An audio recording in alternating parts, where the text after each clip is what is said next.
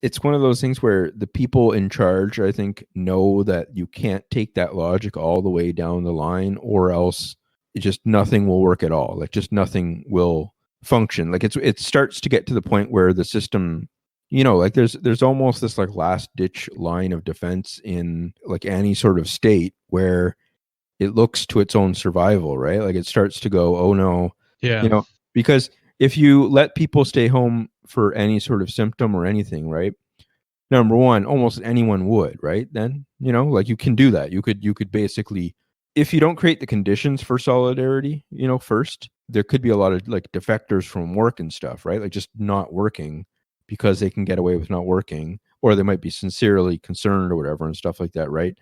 And there's something about work, the way that we organize it now, that you need a little bit of a brutal mechanism to make people work. If you look at stuff like, say, who's picking the fruit or something like that, right? It's low income migrant workers who are basically brutally forced into that position, right?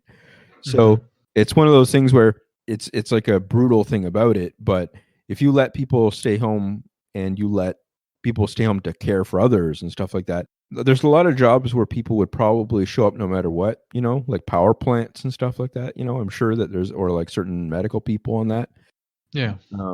But if you're talking about an economy of like 100 million, 200 million workers, like if more than half of them decide that they have a rational reason for not working, kind of thing, the whole thing basically starts to cascade, kind of thing, right? Like it just shuts down, right? So it just completely. So I think that's one of the reasons why you kind of have this.